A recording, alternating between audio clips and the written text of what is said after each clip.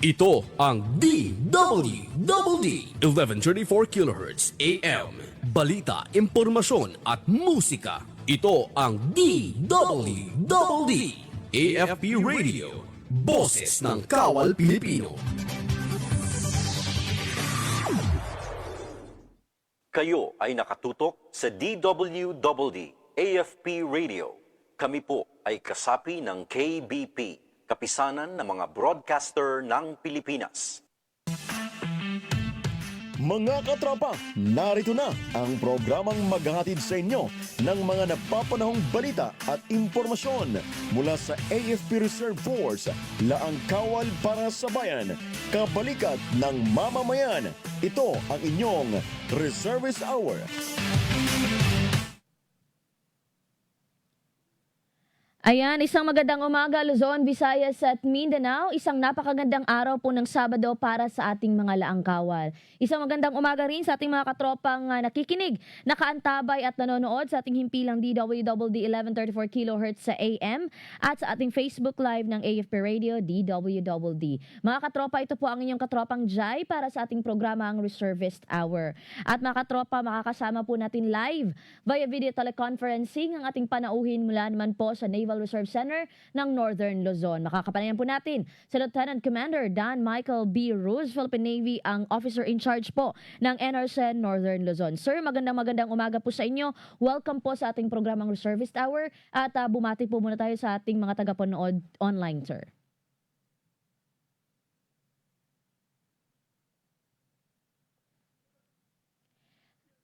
Sir, wala po ata tayong audio, sir. Yes, Katropang Jai, good morning. Binabati ko ang ating mga tagapanood at tagapakinig sa ating programa, sa mga tropa natin na reservists, lalong-lalo na sa mga tropa natin dito sa Northern Luzon, sa mga sailor natin, mga Marines, reservists. Magandang umaga sa ating lahat. Ayan, sir, maraming salamat po, sir, sa pagpapa-unlock ng aming imbitasyon na makapanayam kayo ngayon dito sa ating programa, sir. And sir, bago tayo dumako sa ating mismong talakayan, sir, ay maari po ba nating ipakilala muna, sir, ang ating unit at kung saan ito nakabase, its mission and function as well, sir? Yes, Katropang Jai. Ako ngayon ay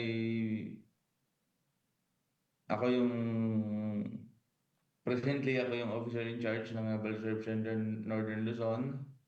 Ang aming unit ay isa sa mga operating unit ng Naval Reserve Command and which is under ng isa sa mga support command ng ating Philippine Navy. Currently, dito kami sa Northern Luzon, under ng operational control ng Northern Luzon Naval Command. Kami yung administrator ng ating mga sailor and marine reservists dito sa area. Ino-cover namin yung AOR ng SEMAS Northern Luzon Command from Zambales, Ilocos Region to Cordilleras, and all the way to Cagayan Valley, including yung Batanes. Sa ngayon, meron kaming sinusupervise na isang Naval Forces Reserve na binubuo ng 1,400 plus na active sailor reservists at isang Marine Brigade Reserve na binubuo ng 1,432 active Marine Reservists. Maraming salamat, sir, sa pagpapakilala ng inyong unit, sir, at nang sa gayon ay itong ating mga tagapanood ngayon na nakikinig at nakaantabay sa ating programa ay kung sakaling sila po ay within your area, sir, at sila po ay hindi pa bahagi ng ating reserve force ay ayan po mga katropa na mention po ni sir kung ano po yung mga sakop ng kanilang unit at kung saang mga unit ito matatagpuan, mga katropa. And sir, going on with our next question, sir, with the major accomplishments, sir, ng inyong unit in terms of reserve force development, sir. Yes, Katropang Jai, itong nakaraang taon, yung unit natin Our unit has significantly strengthened yung reserve force capability natin through intensified recruitment. So lahat dito sa area natin, kumbaga nahalughog na natin lahat. Then continuous training programs and active participation sa mga community support activities. Sa kabuuan, we have successfully conducted mga refresher training sa ating mga reservists, mobilization exercise na ginagawa ng ating mga Naval Operating Forces at saka yung ating Northern Luzon Command. And nakapag-participate din tayo sa mga various naval exercises na pinacilitate ng ating Philippine Navy para ma-ensure na yung mga reservists natin ay mission ready lagi. And of course, sa part namin, we continue to enhance our coordination with our different stakeholders and partner institution para ma-improve yung ating operational readiness ng ating mga Red Reserve units. Yun lang, Ay- Katropang Jai. Yes, sir. Maraming salamat, sir. No? And sir, in terms naman po, sir, of the manpower build-up efforts of our reserve force, sir, paano naman po nakaka-contribute itong ating unit, sir?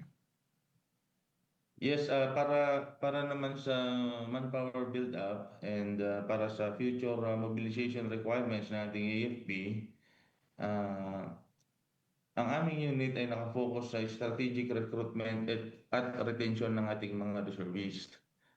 And we actively engage yung mga basic ROTC graduates na currently enrolled sa ating mga HEI dito sa Northern Luzon and encourage them to continue na mag-serve as a student reservist. At least sila, buo pa rin sila na nandoon sa mga ating mga institutions. Through school visitations and advocacy campaigns, we inform them yung mga opportunities na maaari nilang makuha while serving sa ating reserve force, including yung leadership training and other specialized skill development. Ayan, maraming salamat, sir. And ito, sir, bilang malaman din po ng ating mga katropang mga Philippine Navy reservists and Marine reservists at the same time, sir, ano-ano po yung mga recent activities na isinagawa po ng inyong unit, sir? And ano pa po yung mga activities na isasagawa pa lamang po ng inyong unit, sir? Nang sa gayon ay maimbitahan natin, sir, yung ating mga katropang mga Philippine Navy reservists dyan sa area niyo, sir, sa NOLCOM. Yes, Katropang Jai. Recently, yung unit natin ay nag-conduct ng in-house rifle and pistol proficiency training. Ito ay nag-participate dito yung ating mga sailor and marine reservists across Northern Luzon. So inisa-isa namin sila bawat unit. By unit, pinuntahan namin yan sila para matrain sila nitong in-house rifle and pistol proficiency. So itong training na ito na designed to enhance their warfighting capabilities and marksmanship proficiency. Yung training is nakafocus sa weapon safety, proper handling ng government-issued firearms, marksmanship fundamental, and actual live fire exercise. Through this training also,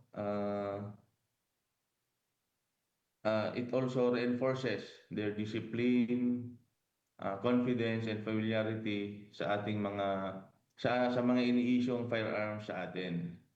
So with that, we ensure na yung mga reservists natin remains competent, mission ready, and capable of responding effectively kapag sila ang tinawag natin. Now, sa mga future activity plans naman namin, the unit aims to further enhance training quality by introducing specialized courses and orientation training. Actually ngayon, merong program yung ating Philippine Navy para sa orientation training ng ating mga reservists sa surface warfare, sa mga barko natin, sa air warfare, sa special warfare, sa mga special operations natin, amphibious warfare para sa ating mga marines, sa cyber security, naval systems, and civil military operations. So, naka-align tayo sa yung mga training natin na ito ay naka-align sa mga professional skills ng ating mga reservists. So, yun po yung mga susunod na gagawin natin sa ating reserve force or sa ating Philippine Navy Reserve Force. Maraming salamat sir, and ayan mga katropa, no, para sa ating mga katropang mga Philippine Navy Reservists dyan sa area sa NOLCOM. So ayan po yung ilan sa mga isasagawa pa lamang po at mga isinasagawa na ring mga activities trainings ng ating Naval Reserve Center ng Northern Luzon. So if ever mga katropa this year, since maaga pa naman po, ay maaari pa kayong mag-join. Napakalaking opportunity po nito mga katropa, no, upang matuto, upang makapagbahagi po ng mga natutunan natin during this training sa ating mga kasamahan pa pong mga reservist, mga katropa. And sir, I would like to ask din sir, ano pong since kasama po sa scope ng inyong area of responsibility sir ang Batanes sir. So I would like to ask sir, no, kung ano po yung mga recruitment efforts natin within those areas sir, especially in Batanes sir. Yes, Katropang Jai, in terms naman sa recruitment efforts namin sa Batanes, meron kaming tropa doon na continuous na nag-administer sa ating mga reservists and nagtitrain sa ating mga reservists ngayon doon. Ngayon sa recruitment, in terms naman sa recruitment doon, as of now, well, yung area kasi natin na yun is meron na tayong mga Army, meron na tayong mga Navy, and meron na tayong mga Air Force. So ang recruitment natin ngayon doon is tinitignan natin yung mga skills ng ating mga kumbaga skill-based and strategic yung recruitment natin sa Batanes para sa mga gustong sumali sa Navy. And of course, yung iba naman para sa mga gustong pumasok ng Air Force and gustong pumasok sa Navy, ay sa Army. So ngayon, currently meron tayong more or less nasa 700 yung Marine and Sailor Reservists natin sa buong Batanes na nanggagaling o nakatira sa tatlong major island ng bayan ng probinsya. Thank you so much, sir. And also, I would like to give emphasis din, sir, no, with our, since area pa rin po within Batanes and actually, kabuuan na po ng Northern Luzon, sir. I would like to ask, sir, if we do have Philippine Navy Reserve Force efforts with regards to our TDO, sir. At the same time, if we do also have efforts with regards to HADR naman po, sir. Yes, Trainings, yes, sir. sa buong Northern Luzon, nahati-hati yung mga Ready Reserve units natin. So, dalawa kasi yan, meron tayong sa Marines, meron tayong sa Sailor. And we see to it na lahat ng unit na yan, including our ROTC units, are trained sa mga HADR operation. Kasi alam naman natin dito sa area natin sa Northern Luzon, daanan talaga ito ng mga natural disasters. Yes, sir. Okay, so ina-ensure namin lahat ng units, Ready Reserve units, including our Naval ROTC units, kung saan nandun yung mga student reservists natin, ay trained ng mga ganyan, ng mga HADR operations training para makapag-respond agad kung kinakailangan. Maraming salamat, sir. And sir, that actually leads to my next question, sir, ano, since na-mention po natin na yung yung kailangan yung kahandaan rather na kinakailangan ng ating mga reservists, not just in the Philippine Navy mga katropa, no, but sa kabuuan ng reserve force natin sa AFP mga katropa. Sir, I would like to ask, sir, para na rin po mai-relay natin sa ating mga katropang nanonood at nanonood ngayon sa ating live, sir, kung ano nga po ba, sir, ang significance ng pagpapalakas or bolstering our training, sir, especially in peacetime, sir. So, pagpapalakas ng ating reserve force, tama. Yes, ang ating reserve force, sila yung base of expansion ng ating operation sa ating AFP. Sila yung tumutulong sa atin sa regular force, sa other than, of course, yung military operations other than war. So, kailangan natin i-strengthen yung kanilang bilang. So, kasunod ng bilang, kailangan natin siguraduhin na sila ay competent, sila ay disciplined, at sila ay mission capable. So, hindi lang tayo nagpaparami ng ating reservists. Kasabay ng pagpaparami ng ating reservists ay kasabay din nun yung pagtitrain sa kanila. Sinisiguro natin na dapat sila ay yun na nga, competent, disiplinado, at laging mission ready pag kinakailangan ng ating regular force.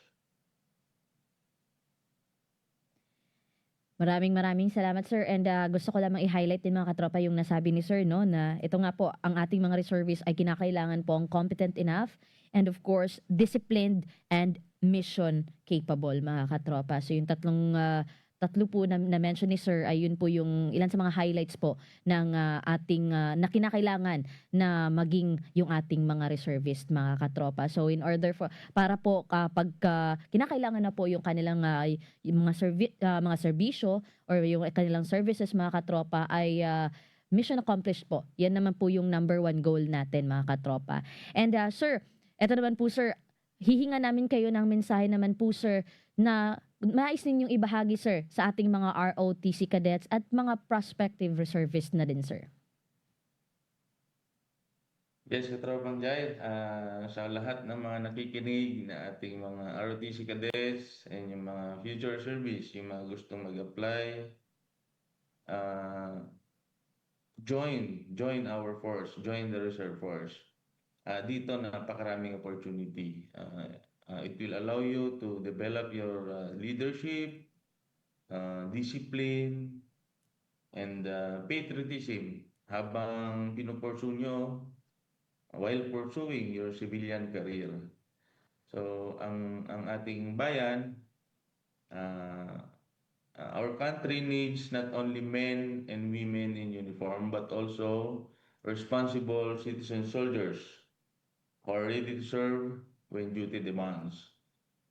So, yung dedication nyo or your dedication you show today ay napakalaking tulong to build a safer and more secure nation para sa ating kinabukasan. Yun lamang, Katropang Jai. Maraming salamat sir, ano, and thank you also sir sa mga updates po na ating naibahagi sa ating mga katropa ngayon sir. At sir, eto sir, last na po. Naalala ko lamang po sir na speaking of training sir, no, and exercises na din at the same time sir. So meron po tayong mga large scale exercise sir na mangyayari o magaganap po annually. And this year, probably on April or May or something, mga large-scale exercises with our like-minded nations, sir. Sir, meron din po bang expected na sasama or sasali sa ating, from our Philippine Navy Reservists dyan po sa NOLCOM, sir, with this exercises, sir? Yes, Katropang Jai, actually meron tayong scheduled na balikatan exercise which is annually natin ginagawa with the United States Armed Forces. This April to May. Then meron din tayong state partnership program, say, with our foreign counterparts this second quarter to third quarter of 2026. As of now, yun pa lang yung mga scheduled activities natin na mga training with foreign counterparts ngayong taon. Right? Sasalihan ng ating mga sailor and marine reservists na willing to join within the area of Northern Luzon Command. Maraming salamat sir. Sir, muli maraming salamat sir sa pagpapaunlak ng aming imbitasyon na makapanayam kayo rito ngayon sa ating programa sir, and we hope to have you here again sir on our program sir, nang sa gayon ay ma-update din po natin sir yung ating mga katropang nakikinig at nanonood ngayon, especially po sir sa ating mga katropang mga reservists at nagbabalak pa lang po na maging part ng ating reserve force dyan po sa area niyo po sa Northern Luzon Command sir. Yes, Katropang Jai, maraming salamat din sa pag-invite sa akin at naibahagi ko kung ano man yung mga accomplishment namin and mga future activities ng NRCN Northern Luzon. Ayan mga katropa, muli ay nakapanayam po natin si Lieutenant Commander Dan Michael B. Rose, Philippine Navy, ang officer in charge mga katropa ng ating NRCN Northern Luzon. Sir, muli maraming salamat. Thank you very much. Thank you. Ayan mga katropa, bago po tayo magtapos sa ating programa, no, ay isang nais namin pong ibahagi sa inyo mga katropa yung kaganapan natin today mga katropa. Happening today, Freedom March in commemoration of the 84th araw ng Kagitingan and the 2026 Philippine Veterans Week. So currently, it is being participated by more or less 130 reservists mga katropa from 3rd RCDG, Rescom Philippine Army, and NRCN Northern Luzon. So the Freedom March formally opened at 11:01 p.m. of yesterday, February 27, 2026, and also the march started at Kilometer 0, Mariveles, Bataan, and will end at Kappa Shrine, Tarlac on 01 March 2026. So that will be tomorrow mga katropa. This is a 140-kilometer relay walk in memory of those Filipino hero who died on the death march. With regards, of course, pa rin po sa Bataan, Battle of Bataan, mga katropa. So ang dadaanan po nila na provinces, mga katropa, ang dadaanan nila ng mga provinces ay Bataan, Pampanga, and Tarlac. Ayan mga katropa, thank you so much for joining no, sa ating mga katropa dyan ngayon.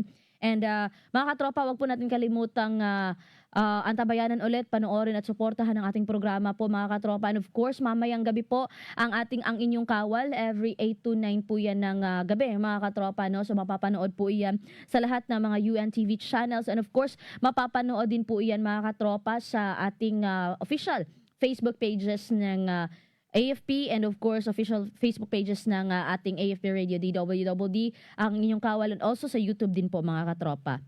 At ayan, wag po natin kalimutan din po na panoorin ang ating programang Reservist Hour, nang sa gayon ay ma-update po tayo sa mga kaganapan, no, mga katropa, kaganapan ng ating reserve force mga katropa. At hindi pa po na bahagi o hindi pa po napapabilang ng ating reserve force mga katropa or ating laang puwersa. Ito na po ang inyong pagkakataon mga katropa to visit some of our units on the ground at kung saan man po kayo malapit upang mag-inquire at magpasa ng inyong application ba kaya mga katropa. So, mga katropa, wag po natin kalimutan na pwede po tayong sumangguni o pwede po tayong mag-check ng mga requirements and information online using our official social media platforms mga katropa, official and verified social media platforms mga katropa, no?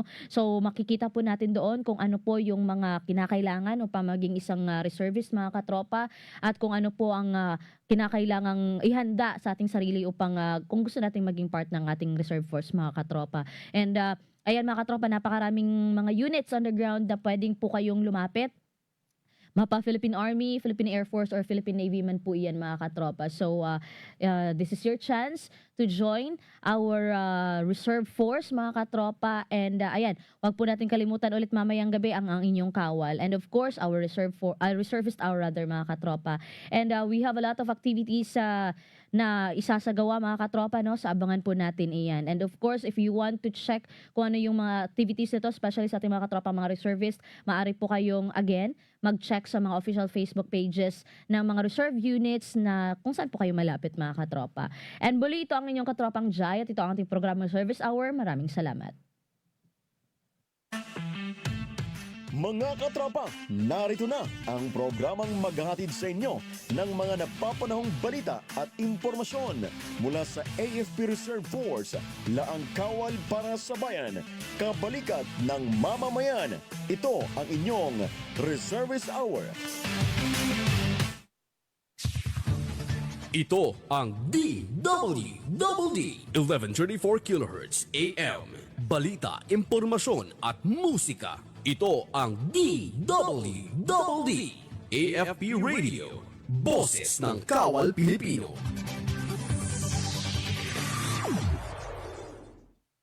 Kayo ay nakatutok sa DWD AFP Radio. Kami po ay kasapi ng KBP, Kapisanan ng mga Broadcaster ng Pilipinas.